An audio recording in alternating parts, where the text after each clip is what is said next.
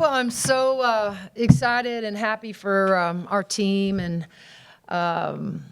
just how hard they played, but how they were, just how they handled themselves throughout the entire 40 minutes. Outside of the 10 turnovers in the fourth quarter, they were brilliant in terms of how they handled the press attack, to the way they guarded, to the way they rebounded. Again, the 21 turnovers, again, 10 of those came in the fourth, which was a little choppy for us. But, we knew we had to do a couple things in this game. We had to keep them off the free throw line, which we did.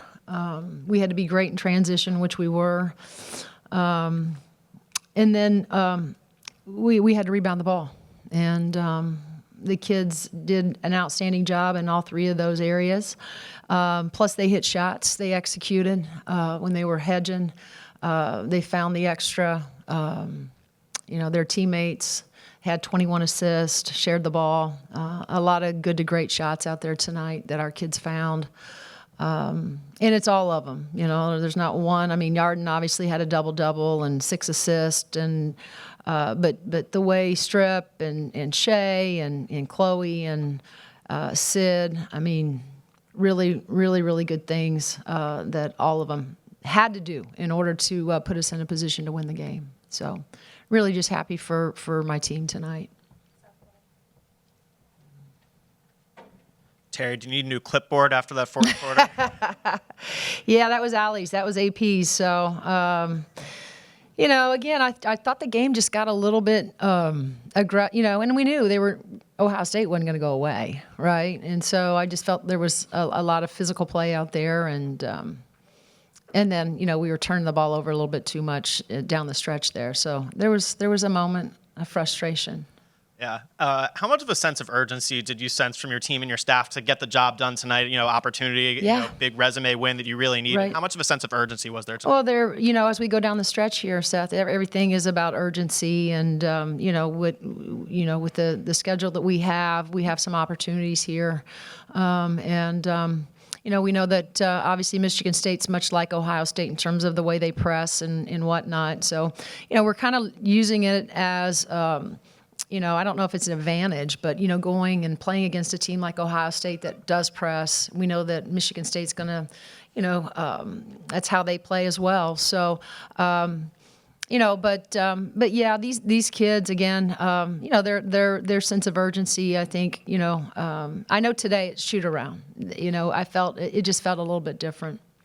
What felt different?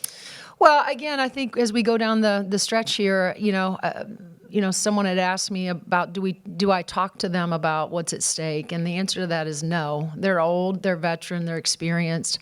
I got to trust that they know what's at stake, and then I have to put it in their hands to, what our job is to give them the best scouting report, the strategy that we think will put us in a position to be successful, and then they got to go out and execute it. And I thought that they knew, they executed it, in just the way that we had hoped that they would.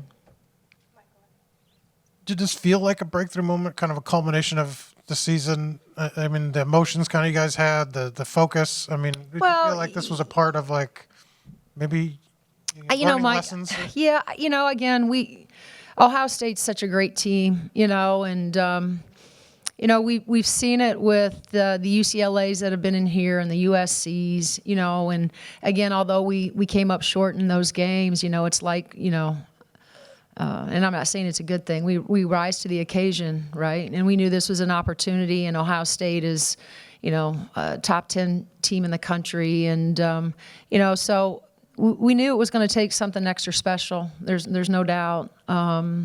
But I'm glad that, like I said, I'm so happy for our kids because, I think they know that they have it in them. But to see how tonight they especially how they handle themselves against the press, right? Because you guys have been around to see us not be able to do that. And I thought being able to do that in Ohio State taking off the press, I thought that gave us a lot of confidence that, we can get this thing done. I think that, again, they not only were confident, but they obviously they did a great job defensively too, and taking away some of. And again, we played more zone tonight than we played all year. So trying to keep them off balance with zone and man. Again, we just ask them. It's not something that we spend a lot of time on. So for them to be able to execute and be in that zone and rebound the ball the way they did was crucial. Yeah, Teri, Shea called Yarden the silent killer of your team.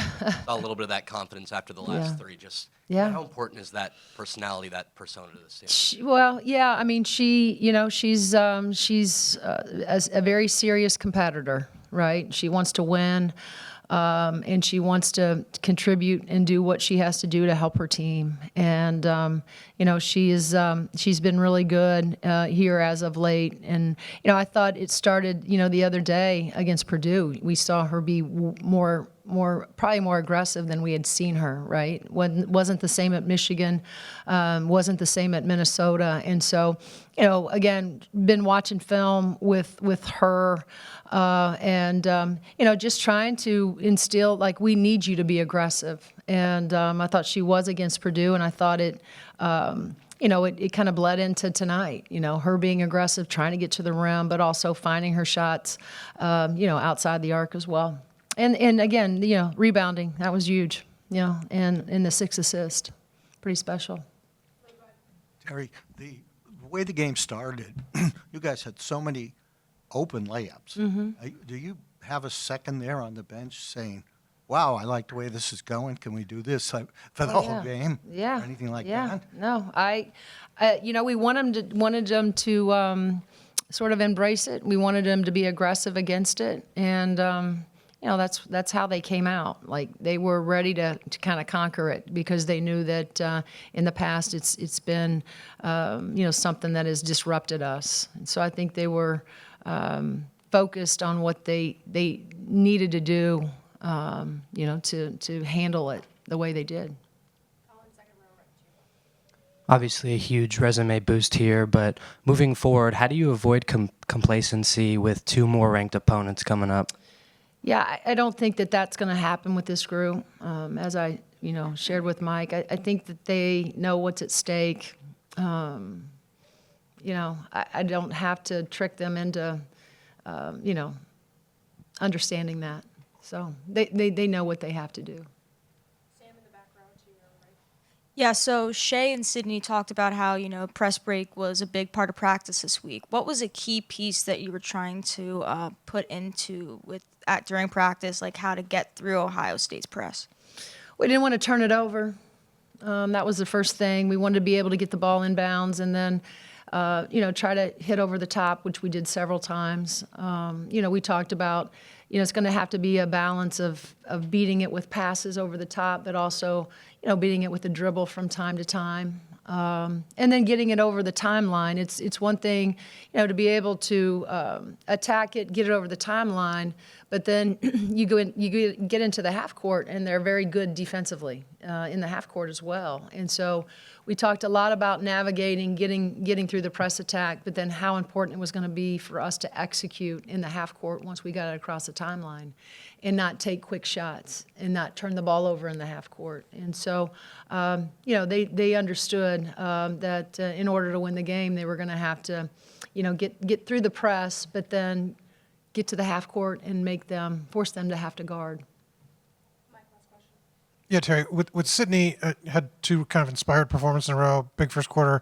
When a player like her that's played a lot of basketball gets kind of sees the end of their career coming up, around the corner in terms of, do you notice a change sometimes? Do you sense that in her at all? What I sense in Sid is I think I've heard her talk about it, but I think I've heard her talk about it in the sense, like today with the media that was at practice, was more about finishing this the right way for Chloe, right?